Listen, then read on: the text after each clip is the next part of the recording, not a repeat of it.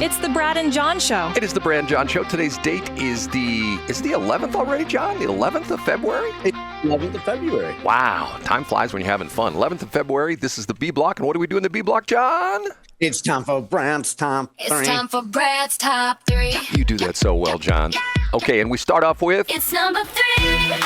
You know, yesterday was an interesting day in news because of these videos and still frames that emerged from the Nancy Guthrie either kidnapping or abduction case, whatever you want to talk about. Have you watched these at all, John?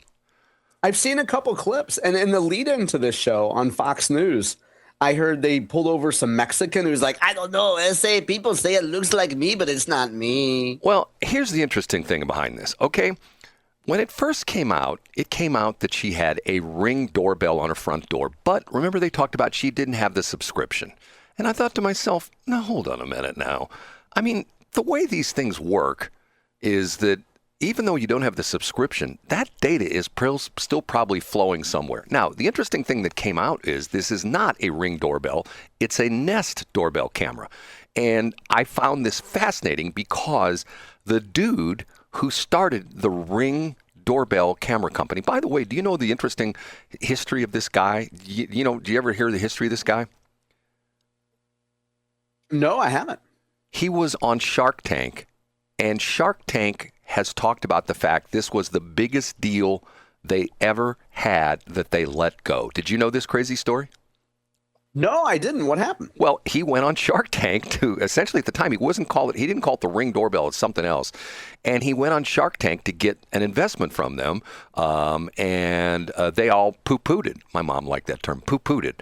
Like I guess, if you work at crap and things don't work. we get the defecation joke, Brad. Go ahead. Okay. And you were interrupting yourself about the history of the Nest doorbell instead of the Nancy case. Okay, well, the guy but it ties in because they interviewed the guy from Ring, and he said, no, if you don't subscribe to our service, we don't do anything with that video. It goes nowhere. If you subscribe to our service, it comes onto our servers. If you're not a subscriber, we don't get it. But the Nest system is different. And what happened was this stuff ended up on some backup server or something like that. And I don't know if they've had this all along or the FBI guys were working on this because I guess yesterday was like day number 10 since she's been gone. They found this video and the video is just weird. Did you see the thing where the guy goes and walks off her porch and grabs like some flowers? It's got like his flowers in his hand. Did you see that part of it?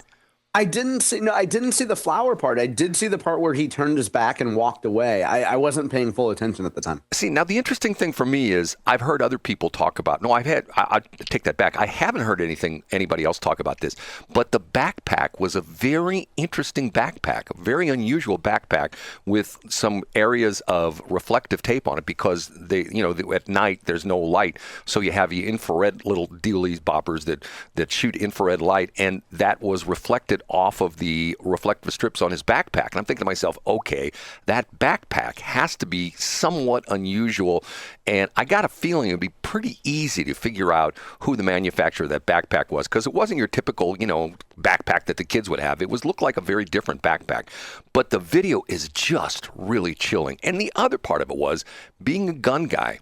He's got the gun and he's got it OWB, outside waistband. He's got a holster, and it's right in front of his crotch. Now, John, I know a lot of gun guys, and I know some of my gun buddies who open carry.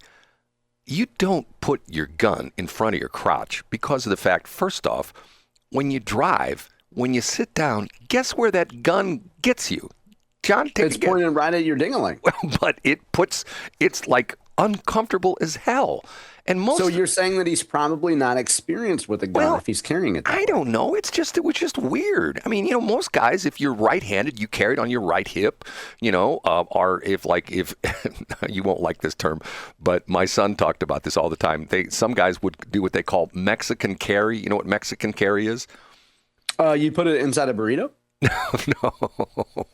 You put it in the back, in the small of your back against your belt. So in other words, you stick it in like behind, okay. So you just reach behind your back and you pull behind. Right. And typically they don't have a holster, but this guy's got his gun in a holster and and it's a really long holster to the point where either it's like a long-barreled revolver or he's just got a big old monster holster with a small gun in it. The whole thing was just sort of spooky and weird. And not only that, I don't know if you saw that. Didn't his teeth look like the guy from what was the James Bond movie where was that big guy? He like would bite everything with his teeth. You know what I'm talking about? Which John? Oh, I didn't see the close up of the guy. I haven't watched a lot of coverage of this. Maybe the IR was or infrared was reflecting off his teeth weird or something like that. But it looks like he had a mouthful of metal. Okay, but anyway, hopefully they'll be able to do something with this. You ready for number 2? Yeah, let's do it. Up a notch to number 2. You know what? Wrong button. That's you. Let me do me. It's time for Brad's number 2. I'm sorry. I hit the wrong number 2 button. Okay.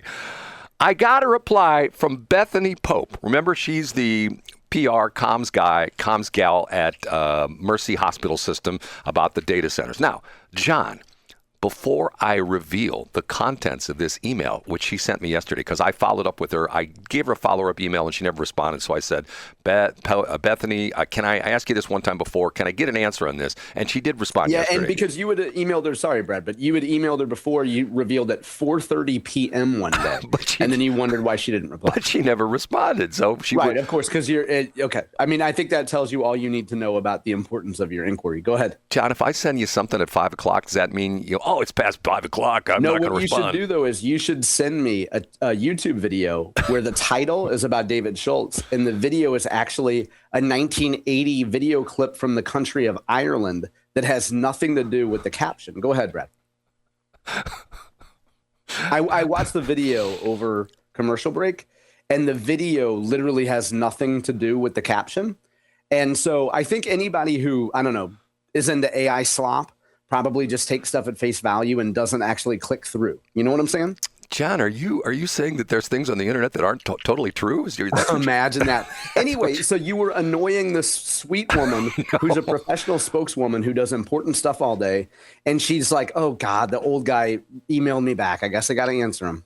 Okay. You have said that this is your comment that if they build these big monster data centers all over the place, that there's only going to be like a handful of people there. Matter of fact, there might not be anybody there. Maybe totally remote control. Wasn't that what you said? Something to that effect? No, that's not what I said, but keep going. But that was to the point where they weren't going to employ very many people, right? Wasn't that your point? Sure, yeah. I'll take that straw man argument. Sure. Okay. Lay that on me. Okay. Brad, we have 11 full-time caregivers assigned to the Washington Data Center, and that staffing level has been the same for quite some time now. They have 11. Now, she calls them caregivers. Is that like a comms term? Anybody who works for the hospital system, you're a caregiver? Is that what that is? No, I think that she just knows your age and your physical condition. So she didn't want to say employee. She's like, what will this old man understand? Oh, caregiver. Okay. John, there's 11 people that work there, and it's a small little data center. So that's awesome. Good for them. Now, that's great, I guess, right? Let's extrapolate that. If a data center comes in and it's 10 times the size of the one in Washmo, wouldn't that mean they'd have 100 people work there, John?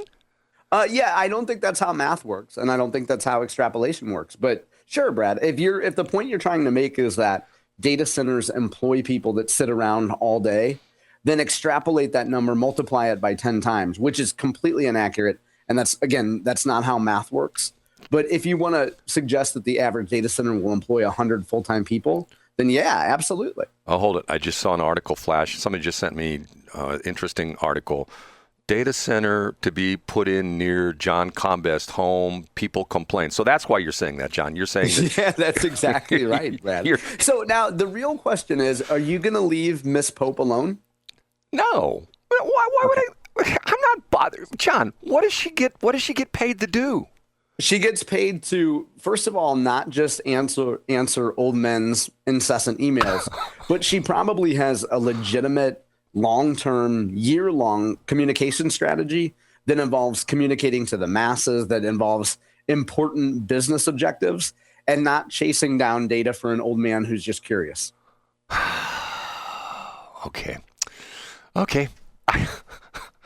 Should I make another mistake? Should I do this? The number one. No, I won't. I'll do this And instead. now, big finish, Brad's number. Do you remember on Monday, we talked about the story of the houses being demolished in Florissant, and you talked about this in the respect that the mayor was not happy. Mayor Lowery was not happy because of the fact that he was supposed to be notified when the boys at Missouri or U.S. Army Corps of Engineers were going to destroy these, demolish these houses, and they hadn't notified him. John, do you remember that story?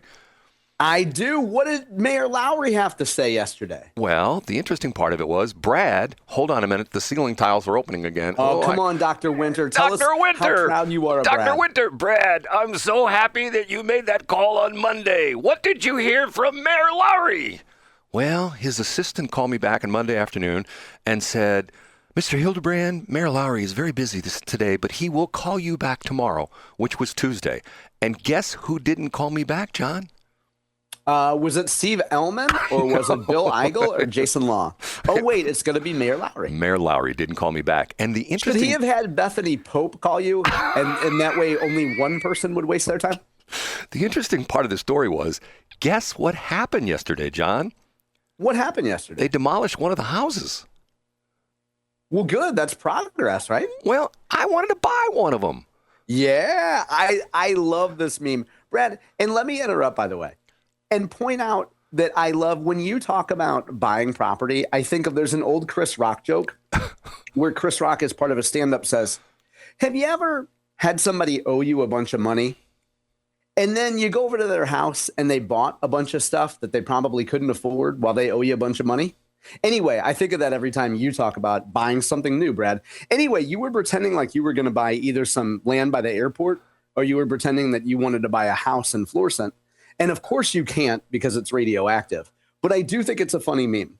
John, when I buy property, I go all out. The last time I bought a piece of property, are you ready for this? I'm ready. I paid $162. And you know what? It was part of a right away, wasn't it, Brad? No, that was $100 I paid for that. Okay. That was a long time ago. Okay, so you know what? Hold on a minute. Hold. The ceiling tiles are open up again. Brad, if you're a good journalist, you will drive up to there today and look at it. Okay, Dr. Winter, I'll drive up there to take a look at it. I'm gonna go up there and do some on the spot reporting, John. How about that? You know, maybe what you could do is you could put together a generic video on iMovie without any caption or description and throw it up on YouTube. And it would just say live in Florissant, and you would show like where the houses are. And there would be no caption or anything that is a call to action to get people to actually follow our show or engage with our show. But I think it would be cool to see a video of those houses. And you could even be out there with like a stack of your petty cash saying, come on, I'll buy the house. Come on, get that. You got a buyer here. John, maybe I'll run into Mayor Lowery up there. Maybe I might. He might be up there. Yeah, he said he was going to keep a close eye on what the Corps is doing. So, hey, who knows, Brad? Maybe he had a doctor's appointment, or someone important to talk to yesterday. Maybe you'll hear from him today. What, wouldn't I be that important person he would talk to? You absolutely would, Brad. You're the kind of guy that will get in your car and drive 30 minutes to Florissant and look around, and people will say, why is an old guy walking around out there with a camera? No, they'll say, what's wrong with him? Look at the way he limps. No, that's what they're saying. And they're going to say, we know it's not Brad Hildebrand because he's not wearing a super gay safety vest. And the compliments just keep on coming.